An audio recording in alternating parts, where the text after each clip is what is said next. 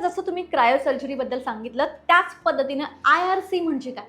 IRC जो एक German technology होती है, जर्मन टेक्नोलॉजी इंफ्रारेड कोंगुलेशन, जैसे फर्स्ट या सेकंड ग्रेड की पाइल्स होती हैं, उस पे हम कोंगुलेट कर देते हैं। कोंगुलेट करने के बाद जो मस्सा होता है बर्न हो जाता है, जिससे कि दोबारा होने की संभावना नहीं होती। एक पेनलेस ट्रीटमेंट है, इसमें किसी प्रकार का लोकल एनेस्थीसिया नहीं दिया जाता।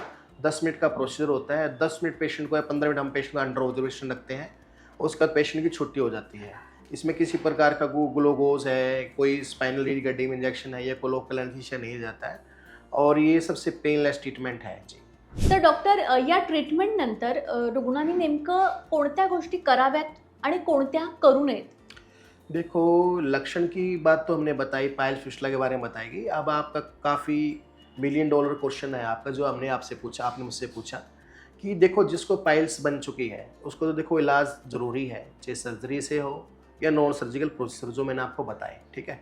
अब जिनको पाइल्स नहीं है उनको परहेज रखना चाहिए, जैसे अंडा, लाल मिर्च, केला, चावल, गर्म मसाले चीज़ों का सेवन ना करें, दिनचर्या अच्छा रखें, पेट साफ रखें। ये 100 बीमारी की जड़ होती है हमारा एब्डोमेन, पेट। जिसका पेट साफ रहेगा तो उसको रोग ना के बराबर होते हैं, ठीक है। और नींद अच्छी लें, पानी ज़्यादा पिएं, फाइबर डाइट ज़्यादा लें, सीजनल फ्रूट ज़्यादा लें, व्यायाम करें, इन चीज़ों का स्पेशली ध्यान रखें।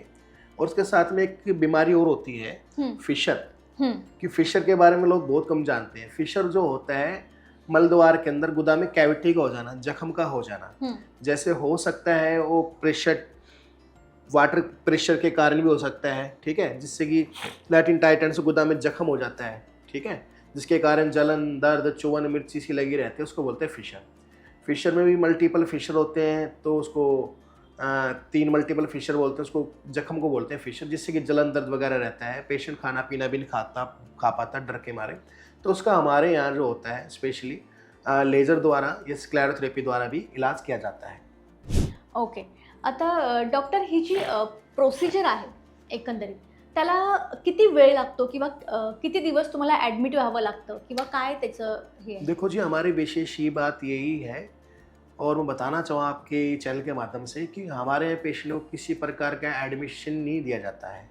पेशेंट हमारे पास आता है, 500 रुपये हमारे यहाँ जांच होती है, जिसके अंदर हम क्लिनिकली कैम्पस्कोप मशीन होती है, जो बाज़ार में 4 से 5 हज़ार रुपये की जाँच होती है कोलोनोस्कोपी के नाम से।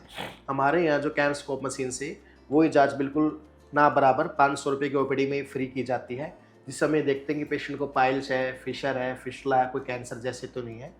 और जांच करने के बाद पेशेंट को, अगर पेशेंट को परहेज के बारे में, ट्रीटमेंट के बारे में या इलाज के खर्च के बारे में बताया जाता है। और हमारे यहाँ जो प्रोसीजर होता है, या लेज़र की बात की जाए, क्षार सूत्र की बात की जाए, ठंडी मशीन के, जर्मन टेक्नोलॉजी की बात की जाए, 10 से 15 मिनट पेशेंट की जांच आने में लगती है, रिपोर्ट आने में, और 10 से 15 मिनट का इलाज रहता है।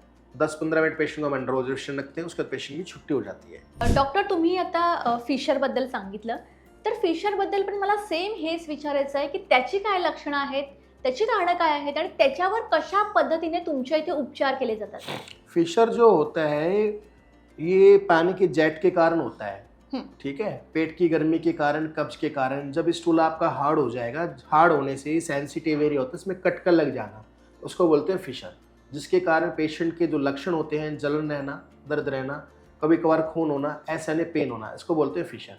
और भी कई सारे कारण हैं, जैसे लेडीज़ को प्रेगनेंसी के टाइम में फिशर की प्रॉब्लम कॉमन हो गई है, कि खाना पीना अच्छा होता नहीं, ज़्यादा प्रोटीन डाइट लेने से फिशर हो सकता है।